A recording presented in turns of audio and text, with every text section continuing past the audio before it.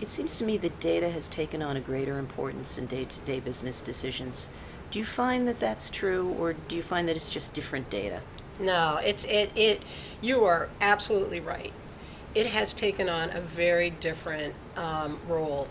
So I think data's gotten a bad name almost because people feel overwhelmed by it and they're not quite sure which data to look at. And then I think some things that you can easily see through data, you're not paying enough attention to. So, what's really exciting right now is that the targeting capabilities and the insights that we can derive from data are so much deeper and richer than we've ever had in the past.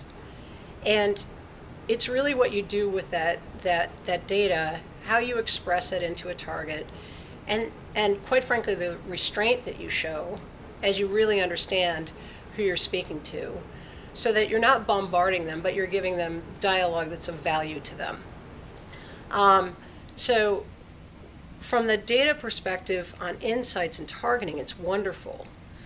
From the data perspective, from the perspective of performance, I think that it's really still surprising to me to bump into CMOs, marketing executives that don't believe or don't feel that interactions between media can be proven. Not only the interactions, but the business results that they generate. So, without naming names, not too long ago, I spoke to someone who really didn't believe that there was any interaction, for example, between search and television. And that is very hard for me to understand today because that's easy to show and easy to see.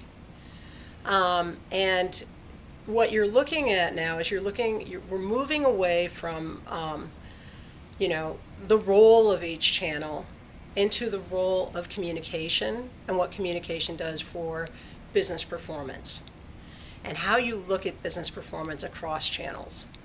And it's a very, very exciting time with the advanced data capabilities that we have and what we're able to do with it. We just have to be that much more smart and considerate on how we're treating that dialogue with consumers on the other end.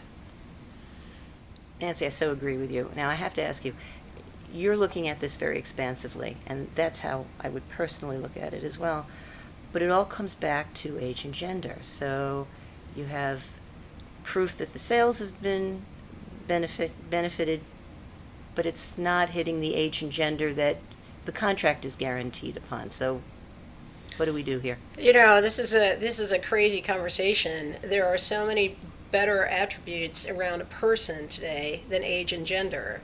And quite frankly, if the conversation's still evolving around age and gender, and that's it alone, then I think that you're missing the mark. One of the things that's really interesting is that I think as an industry, we have much more responsibility to look at the data sets that are available to us in the industry through our partners, through just data providers, and take advantage of them.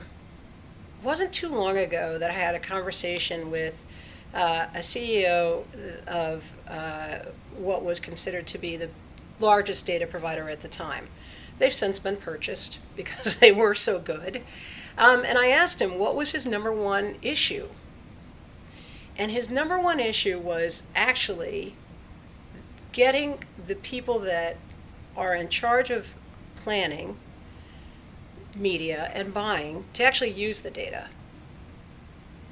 So, one of the trends that's existing out in the marketplace where it's just ripe for data application, obviously, is programmatic media.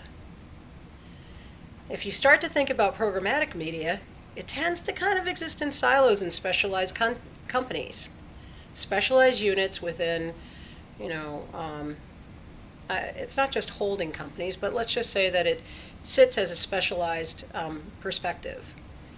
And I think that we've sort of missed the mark in terms of the industry, in terms of really understanding how much we can apply that data within a programmatic space, but not just for those that run programmatic platforms, but those that plan for those programmatic platforms.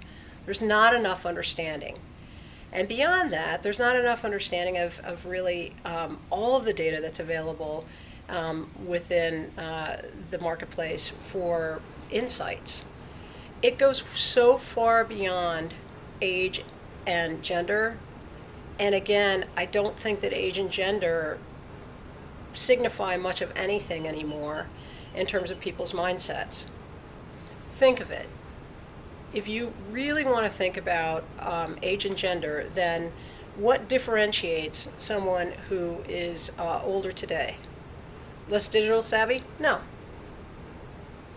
Are rural communities less digital savvy? Actually, no, they're not. Are younger people more on the cutting edge? Yes, I guess so. But at the same time, the world is moving into another place. And for us to still start to sort out what we do from a media perspective on age and gender is far beyond the pale. It misses the mark entirely.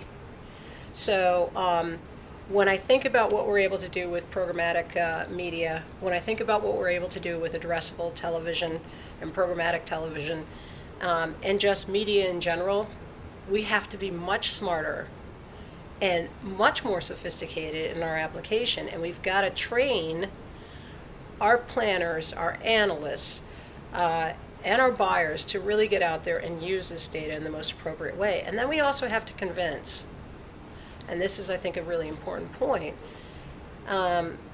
people who are in charge of planning and buying to make those investments where the data actually costs a little bit more.